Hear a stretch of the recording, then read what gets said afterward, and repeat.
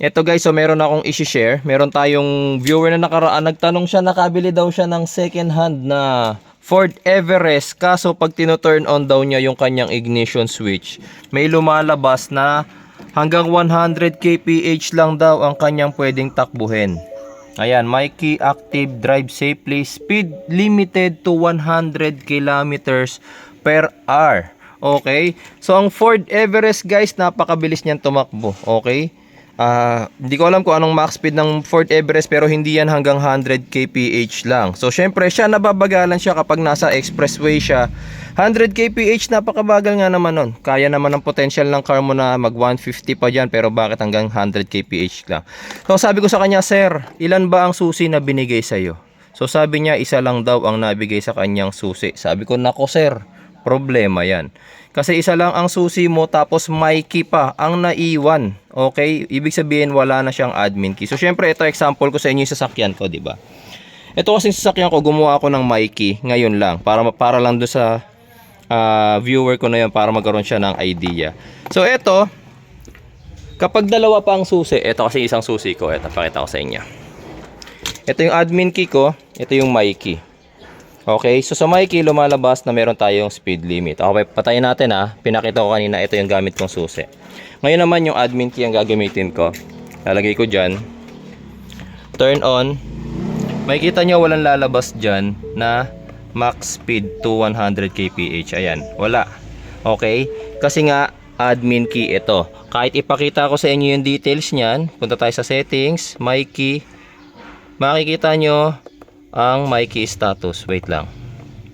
Mikey status. Meron tayong isang Mikey at isang admin key. Ito yung admin key at ito naman si Mikey. Kaya kapag ito ang nagamit niya, nakalimit tayo sa 100 kph. So anong nangyari sa kanya, since second hand yung nabili niya, nawala pa yung mismong admin key.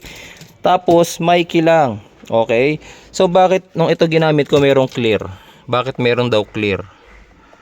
Clear Mikey, kasi nga admin key siya. Okay, so wala nang paraan guys para ma-delete nyo yung Mikey pag nawawala yung admin key ninyo. Isa lang ang paraan para ma-reset yan. Gagamit na ng key programming tool. Okay, so ito yung bago kong key programming tool, Hotel Maxim KM100. Okay, gumagamit na yan guys kapag wala na yung admin key ninyo. Pero kapag may admin key pa kayo, napakadali lang yan guys. Ayan lang oh. Pupunta lang kayo sa My Keys, clear My Keys lang.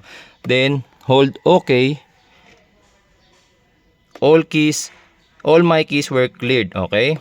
So tingnan nyo yung My Keys status nyo na wala na yung My Keys, 2 admin keys na siya. Okay? So subukan natin ito ulit. Tingnan natin guys kung meron pa ring speed limit. Patay muna natin. Ilabas natin to. Itong isang susi. Sarado natin para mas makita ninyo. Ito yung admin key ko, yung may Ford. Yung Mikey ko kanina, itong isang wala. Okay. So ito yung gagamitin natin. Yung Mikey kanina, lock muna natin. And then unlock.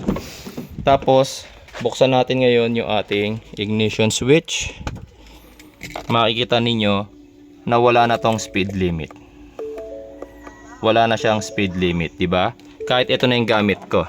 Okay, yung admin key ayun, naiwan sa labas. Okay, so makikita ninyo, wala nang Mikey. Ayan o, 2 admin keys na, 0 Mikeys. Okay, so yun yung problema.